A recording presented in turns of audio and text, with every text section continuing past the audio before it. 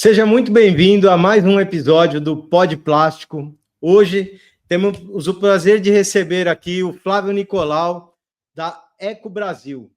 O Flávio ele mexe com reciclagem de eletroeletrônicos, o REE.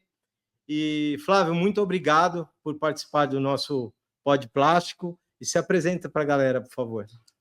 Bom dia a todos. Meu nome é Flávio, eu sou responsável pela Eco Brasil. E nós trabalhamos principalmente com a reciclagem dos resíduos eletroeletrônicos e é um prazer estar aqui participando do Pod Plástico. É isso aí. Flávio, fala para a gente conta um pouco da história da sua empresa, da Eco Brasil, como começou, por que começou. Tá joia. Bom, na verdade, a Eco Brasil começou como um projeto de iniciação científica na faculdade. Eu sou formado em engenharia de telecomunicações, ali pelo Inatel, o Instituto Nacional de Telecomunicações, que fica em Santa Rita do Sapucaí.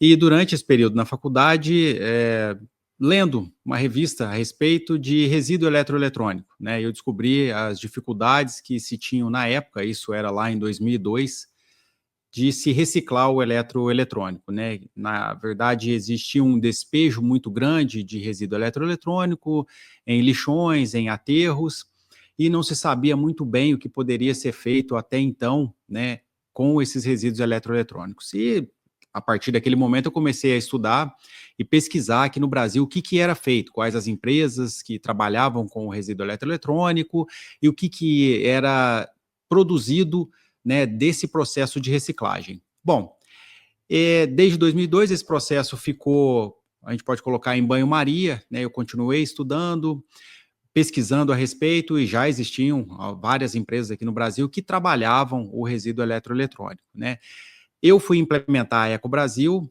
ali no sul de Minas Gerais, na cidade de Varginha, no ano de 2010. Então, foi em 2010, desde 2002 até 2010, que a gente ficou estudando, eu trabalhando ainda como engenheiro de telecomunicações, mas eu implementei o projeto mesmo em 2010, tive consultoria de outras empresas do ramo de reciclagem de eletroeletrônicos, e a partir daquele momento a gente implementou todo o processo, que é bastante conhecido no Brasil como o processo de manufatura reversa. Então, a reciclagem, a reciclagem de eletrônicos no Brasil, o processo é o de manufatura reversa, que consiste basicamente aí da desmontagem, da separação e da classificação dos resíduos eletroeletrônicos, E, posteriormente, da destinação final e da venda dos recicláveis. Então, um resumo geral, do início da Eco Brasil foi esse, era um projeto de iniciação científica de um estudante curioso que ao longo do tempo, ao longo aí de 8 anos, foi estudando, pesquisando e acabou transformando essa ideia com a consultoria de algumas outras empresas do ramo na Eco Brasil, e desde então nós estamos aí já, vamos completar 15 anos esse ano trabalhando na reciclagem de eletrônicos. Então, Flávio, como você enxerga o panorama geral hoje no Brasil, referente à reciclagem de eletroeletrônicos? Você acha que está tomando um curso bom, está aumentando? Como que está? Existem muitas empresas em relação a quando você começou, o nível subiram os números de reciclagem? Como que você vê isso? Sim, eu acho que a gente pode dizer que em questão de número de empresas, isso aumentou, o que a gente ainda enxerga como dificuldade é a questão da coleta, essa coleta seletiva. O problema da reciclagem do eletrônico em si, não o problema, mas um dos problemas, é a fase de coleta, a fase de você captar o resíduo eletroeletrônico. Então, apesar do número de empresas legalizadas terem subido, você também tem muitas pessoas trabalhando de forma informal, coletando o eletroeletrônico. Então, qualquer um hoje pode pegar uma caminhonete e sair visitando lixões, visitando aterros e coletando eletrônicos. E aí leva para algum local que não é o adequado, sem licenciamento ambiental, e faz ali a retirada somente da parte que é interessante, da parte que é comercializável, Então, nós temos o problema da coleta ainda como um problema principal. Você tem poucas cidades com a implementação da coleta seletiva, você ainda não tem os aterros sanitários implementados, conforme a lei determina no Brasil, a lei da Política Nacional de resíduos sólidos. Então, isso gerou, na verdade, ele gerou uma solução, mas também gerou um problema. porque você tem um aumento de empresas legalizadas, e isso é muito bom, né? Toda vez que você tem esse aumento, isso gera concorrência, isso ajuda o mercado. Por outro lado, você também tem um aumento de pessoas de forma informal trabalhando com a reciclagem de eletrônicos, e isso ele gera mais problema do que solução. Ele gera um resíduo ruim, né? Ele gera um resíduo ruim, porque aí você tem pessoas pegando somente o material que é comercializável e fazendo o descarte de forma incorreta. As empresas legalizadas não fazem isso, elas têm uma responsabilidade ambiental, elas têm responsabilidade financeira, né, em torno de todo o resíduo, seja ele comercializável ou não. Então, o destino vai ser dado de forma correta. Aqueles que trabalham de forma informal não têm responsabilidade com nada. Então, simplesmente pega a caminhonete, sai comprando eletroeletrônico aí, né, em aterro, em lixão, etc. Pega somente a parte que é comercializável e o restante descarta de forma incorreta, gerando um problema maior. Que o certo, na verdade, era nem chegar isso no aterro sanitário, né? Mas eu, por exemplo, eu sou munícipe lá do seu município e eu quero descartar o meu equipamento eletroeletrônico. O equipamento eletroeletrônico, na verdade, é tudo, né? É geladeira, tudo que liga na tomada, né? Exato, tudo. Ligou na tomada... Então, vamos falar que eu quero descartar minha geladeira. O que eu devo fazer para que seja descartada da maneira correta? Isso. No caso lá de Varginha, a gente possui 2 canais de comunicação, né? Um é a própria empresa, a própria Eco Brasil, e o outro é a Secretaria Municipal de Meio Ambiente. Então, como dica para todos os munícipes de qualquer cidade, independente seja Varginha ou não, sempre uma cidade vai possuir uma Secretaria Municipal de Meio Ambiente. Certo. Então, a dica é para que os munícipes, né, o cidadão em geral, ele entre em contato com a sua Secretaria Municipal de Meio Ambiente, que ela vai saber indicar, seja uma empresa da cidade ou seja uma empresa da região que atenda a cidade, né? E aí pode ser que aquela cidade tenha outros pontos de coleta, né, que é os pontos de entrega voluntária. Pode ser que aquela cidade também tenha parceria com alguma associação, né, de reciclador, né, que seja mais específica para a reciclagem de eletrônicos, e isso tudo a Secretaria Municipal de Meio Ambiente vai saber informar, porque é sempre o ponto inicial para que o cidadão entre em contato, né? Se ele tem alguma dúvida do que fazer com qualquer tipo de resíduo, seja um eletroeletrônico, ou às vezes seja até uma cartela de remédio, ou o próprio remédio vencido em si, né? Então, a Secretaria Municipal de Meio Ambiente é quem direciona, né? Ela quem direciona isso, dá o destino, ela vai direcionar e vai saber indicar, né, para o cidadão o que ele deve fazer com aquele resíduo. No caso do eletroeletrônico, lá em Varginha, é um pouco mais simples por a gente estar lá, então a secretaria já indica, né, para que seja feito o descarte ou num ponto de entrega voluntário nosso ou diretamente lá na empresa, né? Mas qualquer cidade, nossa recomendação é inicial, entre em contato com a sua Secretaria Municipal de Meio Ambiente. E referente à legislação tributária desse material remanufaturado, esse material que vai ser reciclado, né? Você abre ele tem muitos itens, né? Correto. Você destina um item para cada lugar. Exato. E como é que funciona a parte tributária de vocês? Vocês são tributados cheio? Isso, a tributação é normal, não existe nenhum tipo de incentivo, nenhum tipo de benefício ou seja um desconto qualquer, nada, né? É uma tributação cheia e ela funciona de forma normal, né, para qualquer tipo de material oriundo da reciclagem de eletrônico. Então, uma vez que você desmembra um eletrônico, você tem lá os plásticos, você tem as placas eletrônicas, você tem diversos metais, né, sejam metais ferrosos ou não ferrosos, e você tem resíduos que não são recicláveis. E você é tributado em tudo, né? Seja na destinação final de um resíduo não reciclável, onde você já vai pagar para que seja feito o descarte correto, né? E nisso você também é tributado, seja na venda, né, dos recicláveis. Então, você vendeu um plástico, você vendeu uma placa eletrônica, você vendeu um metal, você é tributado de forma cheia. Então, não existe nenhum tipo de incentivo nessa questão tributária para a reciclagem do eletrônico em si. E você vendo essa parte tributária cheia desse jeito, em cima de um resíduo que ele já foi tributado lá desde o início da cadeia, primeiro, você acha justo? Não, justo a gente não acha, porque se você parar para pensar, Rui, como você mesmo disse, o eletroeletrônico em si ele já foi tributado muitas vezes, né? Então você já... Todo o insumo foi tributado. Todo o insumo, né, foi tributado, o produto final foi tributado. Você está fazendo um trabalho de recuperação e recolocando uma matéria-prima no mercado para que esse material seja transformado em um novo produto e você está sendo tributado de novo. Que antigamente isso aí era um resíduo e era custo pro Estado, né? O Estado como um todo, para o Estado brasileiro, né? Correto, você está tirando um custo do município, né? Então, se a gente parar para pensar, tem uma estimativa que o custo com o tratamento de lixo em uma cidade gira em torno de 8% da arrecadação, e você está tirando está diminuindo o volume, né? Está diminuindo o custo ali do município, consequentemente, você diminui o custo do Estado e da nação em geral, né? Você é tributado por você retirar um custo do município. Então, não é justo se a gente parar para pensar já de cara, né? E a gente pergunta sempre aqui, o que você acharia que seria justo? Que tipo de tributação você acha que seria uma tributação viável até para melhorar o volume do resíduo?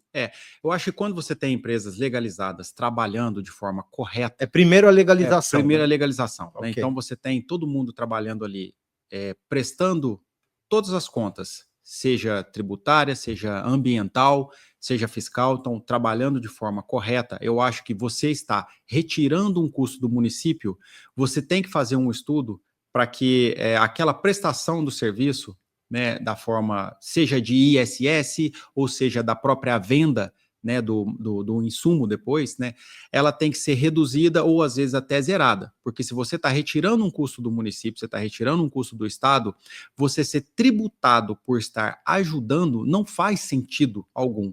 E uma vez que você tenha o incentivo de não ser tributado por estar fazendo um processo de reciclagem, por estar colocando uma matéria-prima de novo no mercado, isso sem a gente parar para pensar até no processo de extração, né? Você está reduzindo o impacto ambiental no todo, no todo, desde a extração, desde o processo de produção até o processo de descarte, né? Você tem uma redução geral. Então, se você tem um incentivo grande na questão da tributação, isso vai fazer com que mais empresas se estimulem a trabalhar a reciclagem.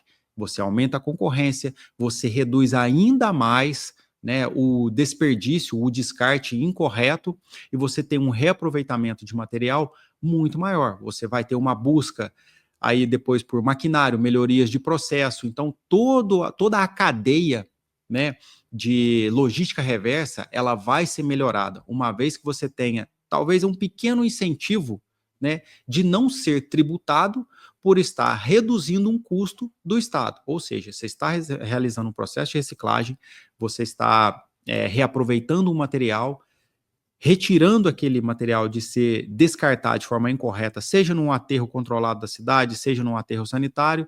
Então, ser tributado por estar ajudando, igual você mesmo disse, em primeiro lugar, é injusto. Segundo, se deixa de ser tributado, você cria um incentivo, você estimula a criação de empresas.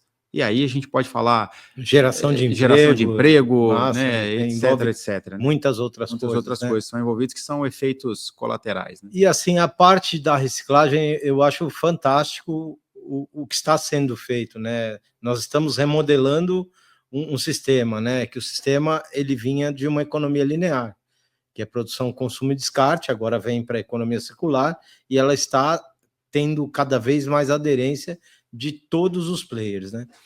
E em cima desse raciocínio, o que é o lado bom, o que você consegue reciclar com facilidade, que vende com facilidade, e o que não, o que fica difícil, o que se torna difícil dentro do trabalho da reciclagem dos eletroeletrônicos? Legal, essa pergunta é muito importante, porque eu acho que remete muito ao pó de plástico aqui, né?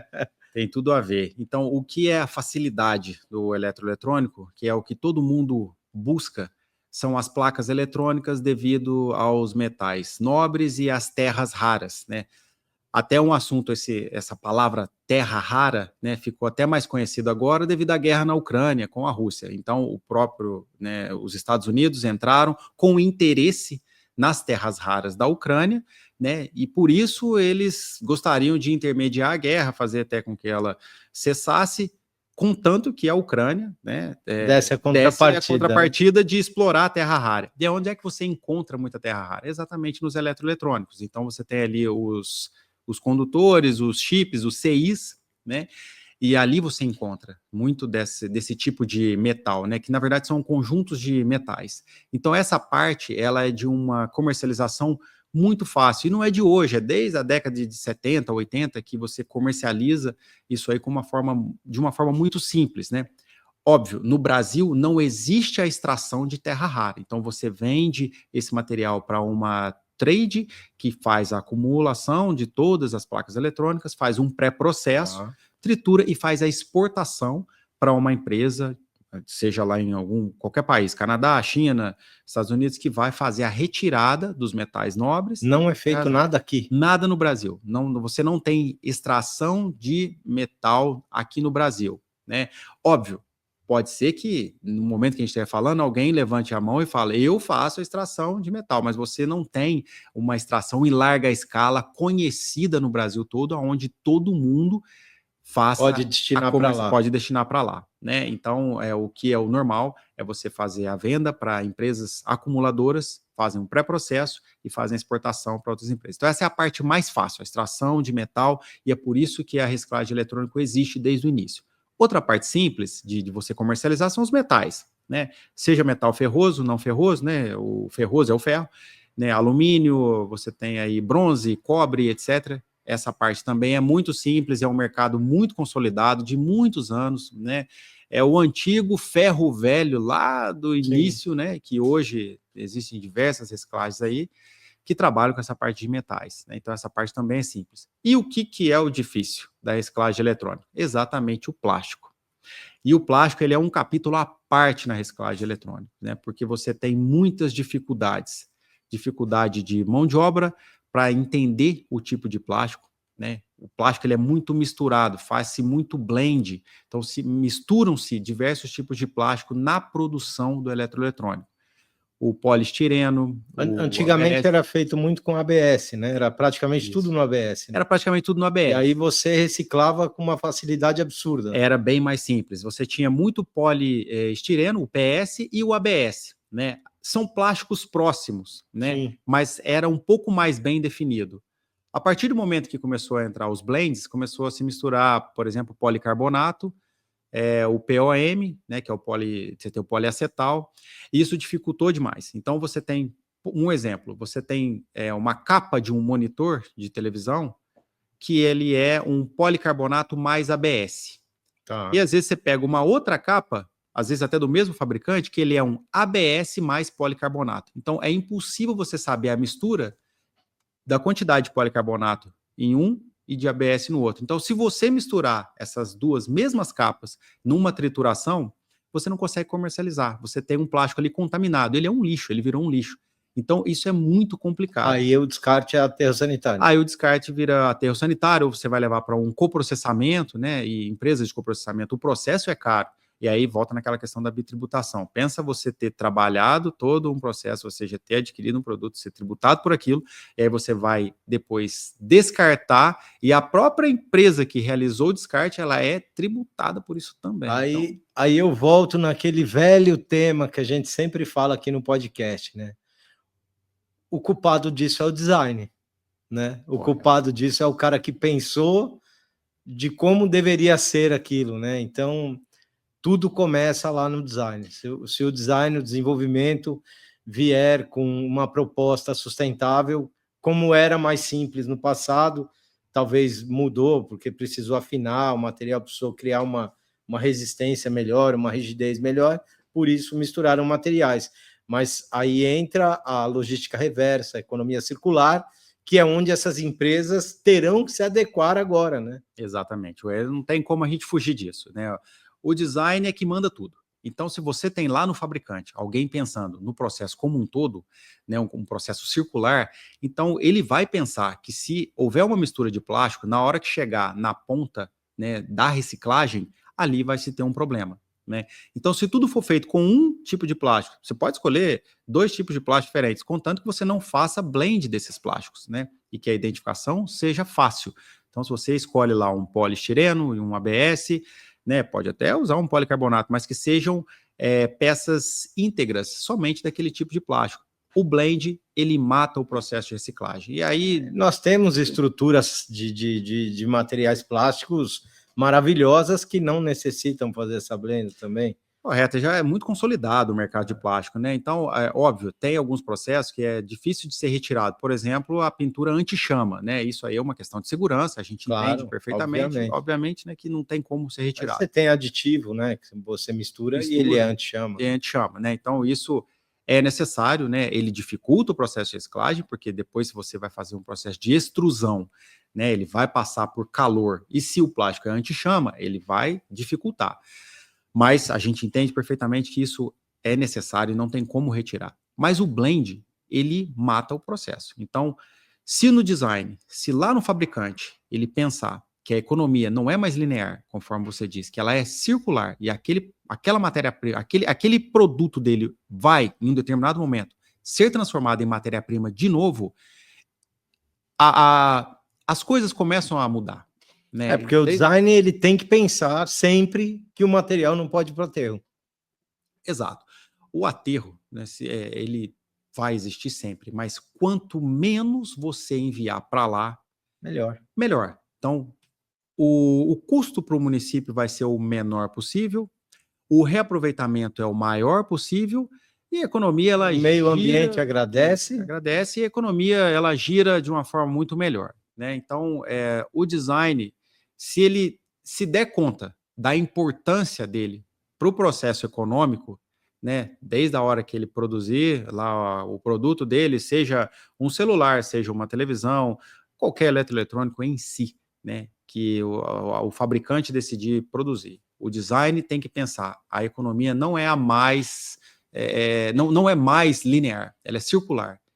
Esse celular que eu estou produzindo hoje, ele vai retornar como matéria-prima eventualmente. Para um outro produto. Né? E aí? Eu vi lá no seu negócio, na visita que eu fiz à sua empresa, que você tinha uma linha de extrusão parada, que você até me contou que no passado utilizava muito por conta das blendas, acabou inviabilizando você fazer a extrusão. Você fazia a extrusão, fazia o pelletzinho e vendia como matéria-prima para um outro produto.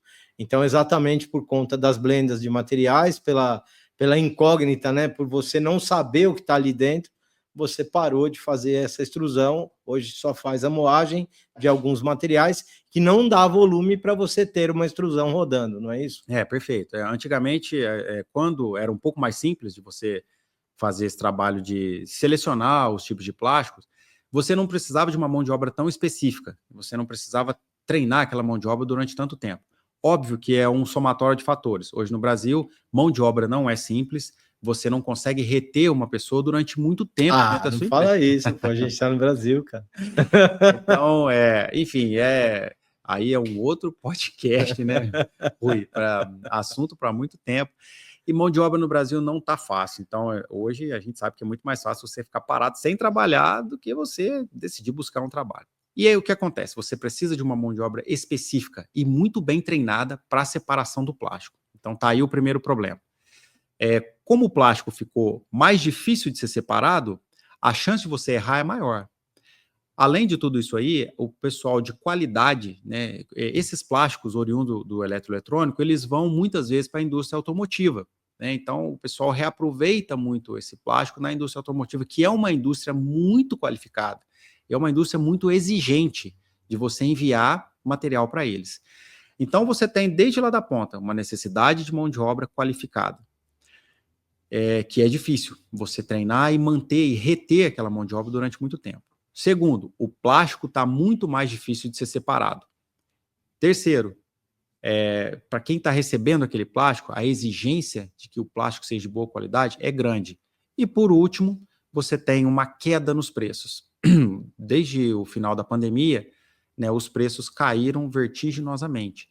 Então, para você manter uma linha de extrusão onde você tem um custo muito alto e você vai vender o produto final a um preço que não está tão compensatório, é melhor você tomar uma decisão ali. Ou você continua trabalhando, né, com aquela linha de extrusão e se sustentando ali, fazendo muita força para se manter, ou você decide parar e ficar com uma linha mais simples, né, que é uma linha ali de moagem, aí você às vezes implementa uma lavagem, uma secagem no plástico. Então é uma decisão estratégica que cada empresa que trabalha no ramo de reciclagem de eletrônicos, caso queira decidir implantar, né, um tratamento mais elaborado de plástico, vai ter que decidir por conta própria, né, é uma decisão de mercado. E o que você vê aí na legislação brasileira que beneficia ou prejudica o setor de reciclagem de eletroeletrônico?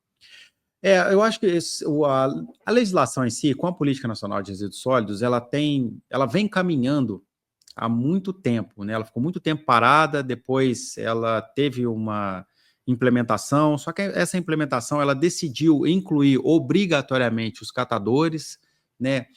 E essa acabou sendo uma dificuldade porque o catador em si, ele não é legalizado. A gente sabe, né, de como funciona a sociedade brasileira e sabe que existem pessoas que sobrevivem da catação de lixo. Mas você incluir obrigatoriamente... Que na verdade são as formiguinhas que fazem acontecer. Que fazem acontecer, né? Mas você incluir obrigatoriamente o catador, ele acaba dificultando um pouco o processo, né?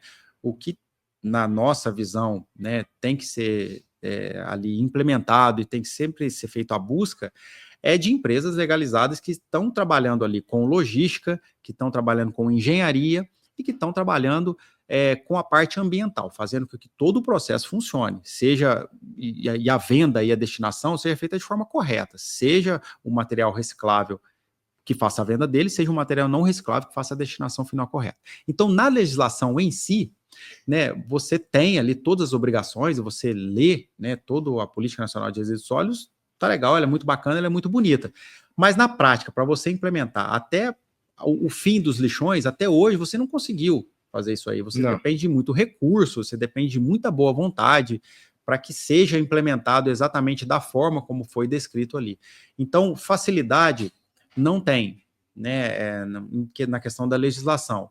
O que se tem é alguns empecilhos que foram criados, e aí tem gente que até dá nome para isso, de alguns jabutis que foram colocados, né, na legislação, e o que dificultou, né, e hoje você tem aí, depois de tantos anos que foi sancionada, né, a Política Nacional de Resíduos Sólidos, ainda você tem muito lixão aí disponível e de difícil fechamento.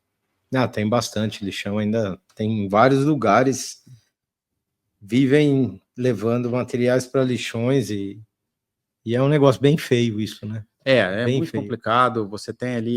Você recebe resíduo que vem de lixão, de aterro, você recebe? Sim, lá? A gente recebe muito. E como é feita essa captação lá dentro? Na verdade, a gente tem um programa, né, de treinamento, né, onde a gente vai nas associações de catadores e a gente treina o pessoal para que seja feita a separação do lixo eletrônico, né? Então, a gente trabalha hoje com cerca de 18 associações de catadores que estão diretamente ligadas a lixões.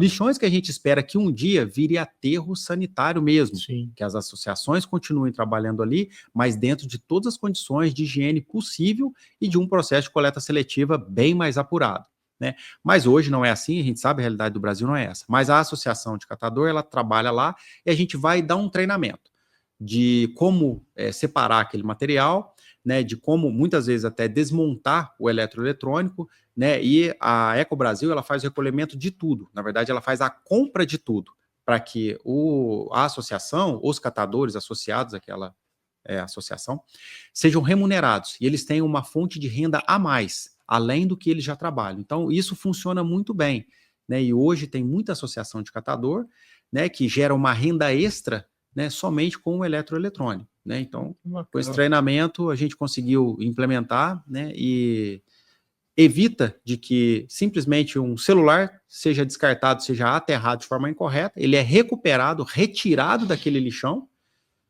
ele é vendido para a Ecobrasil, então ele gerou uma renda e nós damos o tratamento correto, né, para todas as partes do celular, para a bateria. Então, você vê, realmente nada é lixo, né, cara?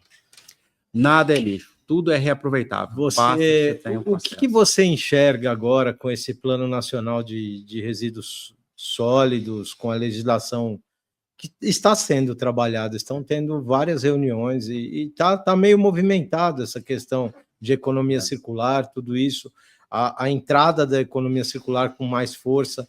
E o que você enxerga de oportunidade no seu mercado?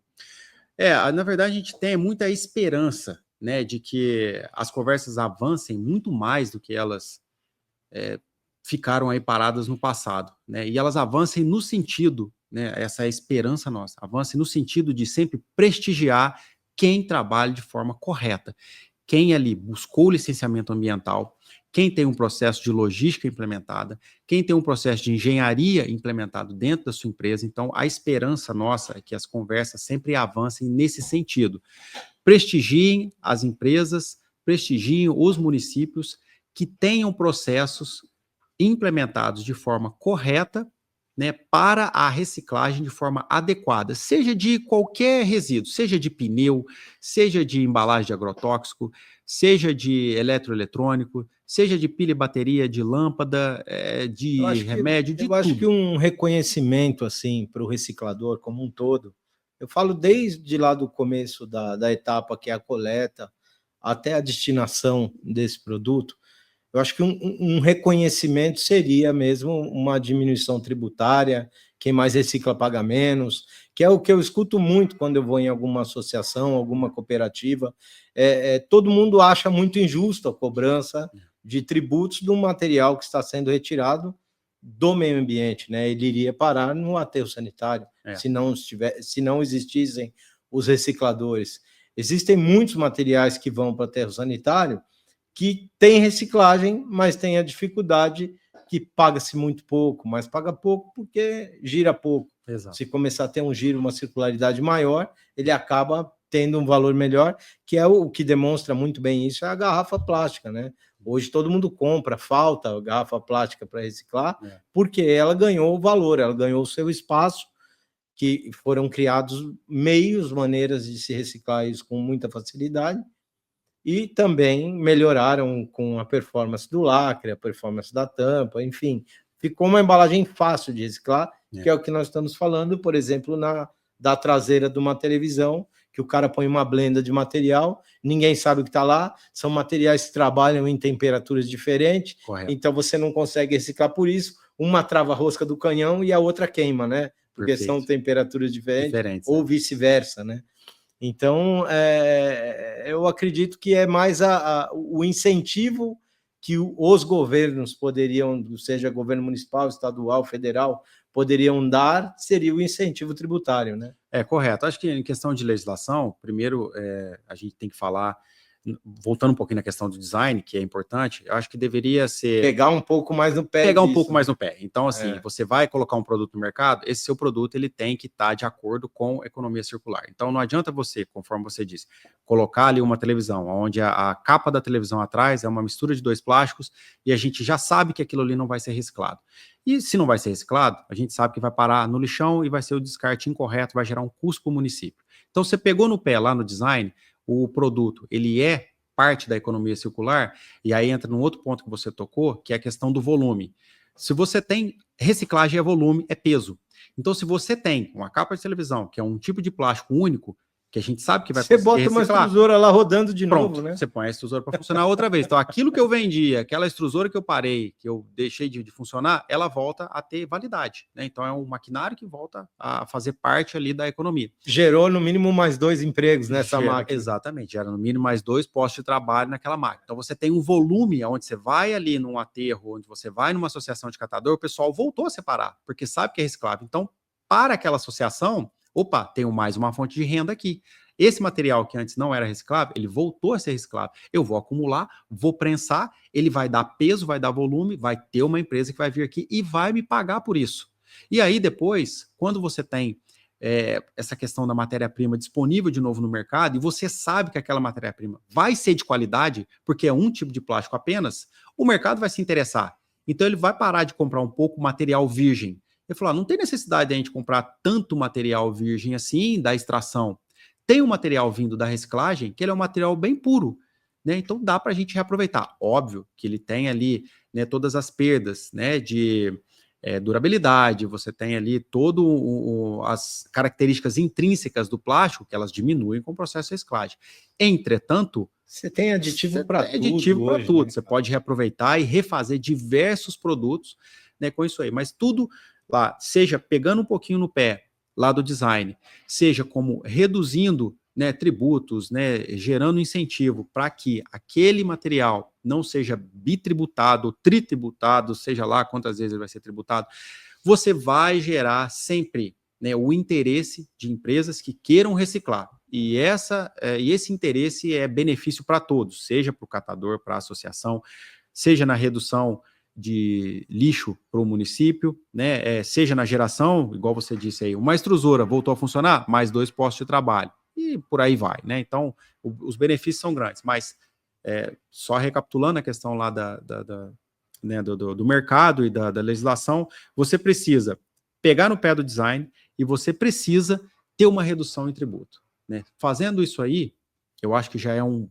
passo assim crucial para que a gente possa seguir. Um passo largo, né? Passo largo porque você acaba valorizando mais o reciclador aumenta o ganho, né? Então ele fica mais agradável, mais atrativo para que tenham mais empresas de reciclagem. O material torna-se um material disputado, automaticamente criou disputa sobre preço, Exato. Melhora para todo mundo e o ambiente fica muito mais favorável para a economia circular. Né? Sem dúvida, você disse tudo. Né? Acho que você criou ali a concorrência, criou a disputa, criou o ambiente de mercado, você só tem a ganhar com isso aí. Né? E hoje, se você não tem esse ambiente favorável, que não vai gerar nenhum interesse, então você vai ter a descarte e ninguém vai buscar isso aí, você só vai gerar mais custo.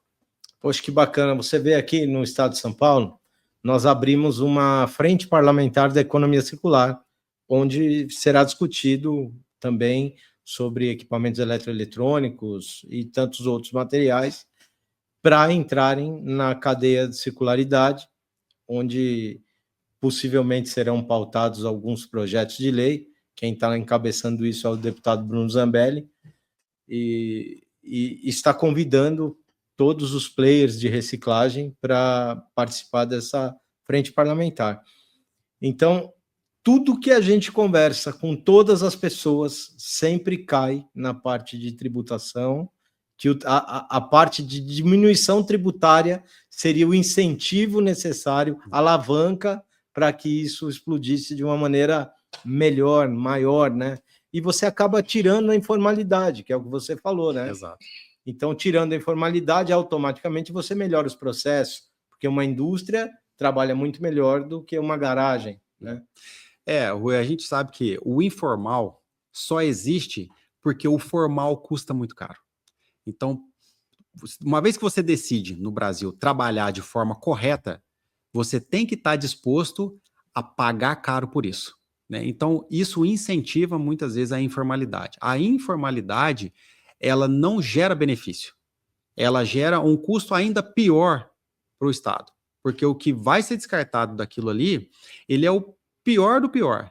Né? Então, vai voltar para o lixão de uma forma que ele só vai prejudicar. Né? E muitas vezes ele prejudica demais. Nós estamos falando aí de resíduos que possuem metais, né, que vão ficar na natureza por muito tempo. Né? Aquelas placas de circuito impresso, aquilo é feito de que material? Tem fibra, tem muitas placas são feitas de fibra, né? Algumas placas são feitas até de metais mesmo, como placas de alumínio, né? Mas a maioria os componentes são removidos dessa placa. Não, os componentes são triturados juntos, né? Junto com a placa? Junto com a placa. E depois, lá no refino, você tem a separação também de resíduo. Então, você tem, por exemplo, um cádmio da vida, que ele sai, ele é um item ali que você não vai conseguir reciclar. Então, esse cádmio, ele vai precisar ser tratado de forma correta. Mas ele vai ser descartado. Mas vai ser descartado de forma correta. A fibra que sai dali. A fibra também. A fibra, no caso, quando você passa ela a uma temperatura muito alta, ela vai sumir, né? No caso, no processo. Né? E o processo, ele é físico-químico. Então, você tem muito ácido e você tem um processo físico, que é de trituração, né? Que ele transforma mesmo basicamente em uma areia, aquilo ali. E dali, né, no refino, saem recicláveis e não recicláveis. Só que como é feito fora do Brasil, aí ele atende à legislação local do país onde está sendo feito o refino. Né? E lógico, lá não vai ter o desperdício, não vai ter o descarte incorreto, né, do produto que não é reciclável. Se tivéssemos o incentivo, voltando na parte do incentivo, se tivéssemos um incentivo... Aí, peraí, eu vou te cortar. Então, fala como se você estivesse falando com um legislador o que seria legal para a reciclagem de equipamentos eletroeletrônicos. Então, para você, legislador que está me escutando agora, né, vou falar diretamente para você. Primeiro ponto, pegue no pé do design, pegue no pé dos fabricantes, para que o produto faça parte da economia circular. Esse é o primeiro ponto e crucial. Segundo ponto, e não menos importante, tributação. Quanto menos tributos, quanto menos impostos, mais vai se ter o incentivo para a reciclagem. Então, design e tributação. Design e economia circular, menos tributação. Então, esse número 2 aqui ele tem que cair, ó, virar só o número 1, para que um dia a gente não tenha nenhum problema com tributos e nenhum problema com design. Isso você vai criar um ambiente totalmente favorável para a reciclagem. Você tira pessoas da informalidade e trazem elas para o mercado formal, para empresas legalizadas. E tributação, você retirando ela, você gera um ambiente de competitividade. Isso só tem a favorecer redução de custos para o município e geração de renda, geração de emprego, né, com a criação de mais empresas recicláveis. Então tá aí, legislador, para você que me escutou. Se não me escutou, escuta de novo, né? E aí vai dar tudo certo, nós vamos trabalhar de uma forma bem mais favorável, né, para o nosso Brasil. Cara, eu acho que é basicamente isso que todo mundo pede. E o material que está no aterro sanitário, ele é custo, ele não é renda. Então, se onera o município, né? Então, se o município quiser desonerar, dê incentivo tributário, sim, porque ele vai ganhar a tributação. Então, é melhor ele pagar ou ele ganhar um pouco, né? Então, é melhor ele ganhar um pouco, divida essa tributação. Exato. Com a empresa que está fazendo a reciclagem. Exato. Esse é o ponto que a gente bate bastante, porque se o Estado como um todo, vamos falar que ganha 18% no final, se ele ganhar 9% e você 9%, putz, tá bom pra caramba já, né? Tá, já é um baita incentivo, né? E assim, aquele 9 que o pessoal passou a ganhar, ele vai retornar. E ele pagaria 9 para enterrar. Para enterrar. Então ele vai retornar de alguma forma, seja na compra de produtos de supermercado, seja lá o que for. Ele gerou a renda, o pessoal vai ter que sobreviver, né? E aí, nisso, a economia... É muito interessante e é muito lógico. Essa conversa é muito lógico. É só o cara parar, analisar e ver que é lógico. Não é tão difícil, né, Rui? É raciocínio lógico. É um raciocínio lógico, né? Básico. Então, assim, mais uma vez para o legislador, se você não assistiu o Pod Plástico aqui, né, do Rui, por favor, assista 1, 2, 3 vezes. Não é difícil. Não é difícil. É simples da gente entender, né? E é um raciocínio muito óbvio, muito lógico, conforme a gente está dizendo aqui, né? Então, aí uma última dica para o legislador, né, Rui? Assiste aqui o Pod Plástico. Né? Se não entendeu a primeira vez, assiste a segunda, assiste a terceira. É simples demais, né? É muito óbvio. É isso aí. E a gente está se encaminhando para o final do nosso episódio do Pod Plástico. E eu queria que você deixasse suas considerações finais, por favor. Em primeiro lugar, eu queria agradecer, Rui, o convite, né? É uma honra para a gente estar participando aqui, né? A gente começou há tanto tempo, né, lá atrás, e batalhando e vem aí superando todas as dificuldades do mercado. Hoje está participando aqui do seu podcast, então para nós é uma felicidade, né? Eu só tenho a te agradecer, né? Eu acho que deixa o contato da Eco Brasil, sim, né? Nós estamos aqui no estado de São Paulo, então dentro do estado de São Paulo, todo mundo pode encontrar diversas empresas, né? E eu queria deixar também o contato da Associação Brasileira de Recicladores de Eletroeletrônicos, a ABRE, né? E aí é o Brasil todo, né? Então podem buscar pela ABRE que todo mundo vai conseguir aí dar uma destinação. No caso específico, nós que estamos lá em Minas, né? E aí para todos os mineiros que queiram entrar em contato com a Eco Brasil, né, pode entrar via o nosso site, que é o www.ecobrasil.net. Nós temos também o Instagram, que é o Eco Brasil Reciclagem, e né, as redes sociais e o nosso site, né, lá vocês vão encontrar os telefones e os contatos diretamente com a gente, para que vocês possam dar a destinação. A gente atende ali a região do sul de Minas, né, e a gente pode indicar para outras regiões quais são as empresas que atendem também dentro do estado de Minas Gerais. né? No caso, como eu disse, no caso do estado de São Paulo, a facilidade é um pouco maior. Você tem muito mais empresas trabalhando, né? E você tem a associação também que indica e fica mais fácil, né, para o paulista, para o paulistano, dar o destino para o seu resíduo eletroeletrônico, né? Já agradecer você, Rui, já agradecer aqui, né, todo o pessoal aqui que está ajudando a fazer o podcast.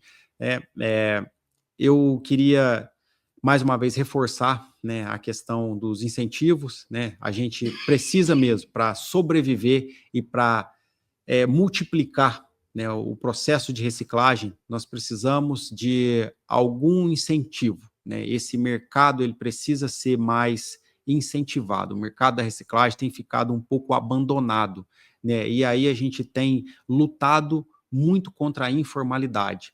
E se você não gera um incentivo para a formalidade, você acaba perdendo para a informalidade. E você perder para a informalidade é uma tristeza muito grande, né? Porque você vai deixar de gerar emprego e vai ficar ali um salve-se quem puder, cada um por si, né? Todo mundo procurando apenas suprir a sua necessidade. Não, não é isso que a gente quer. A gente quer o bem coletivo de todo mundo. A reciclagem é isso, ela é bem coletiva, ela é o bem do meio ambiente, ela é o bem da sociedade, ela é a geração de emprego, ela é a geração de renda, e a gente só tem a ganhar com isso aí, né? Então, agradecer a você mais uma vez, que leva essa mensagem, né, à frente parlamentar, né, e você tem aí, né, através aqui do podcast, né, contribuído com muitos assuntos que são muito voltados para a reciclagem. No meu caso específico, é a reciclagem de eletrônicos, é a reciclagem de plástico, mas todos os assuntos que você traz aqui, né, eles têm muito a ver com o processo de reciclagem em si, e isso é muito importante para todos nós. É isso aí. E como você pode ver, nós estamos abrindo para outros players, falando de economia circular. A ideia da reciclagem é como um todo, como o Flávio falou, nós tivemos uma aula de reciclagem de eletroeletrônicos aqui, muita coisa eu não sabia, e como é muito bom a gente estar sempre aprendendo, né? Então, Flávio, muitíssimo obrigado pela sua participação, pela sua disponibilidade de tempo no nosso Pod Plástico, e muito obrigado a você que ficou até agora. Deixa um like, deixa o seu comentário se você gostou. Se você não gostou, deixa o comentário também, que eu sempre falo que a gente está aqui aprendendo e melhorando. A ideia é sempre estar melhor para o próximo episódio, para o próximo entrevistado. Então, muito obrigado e até o próximo Pod Plástico.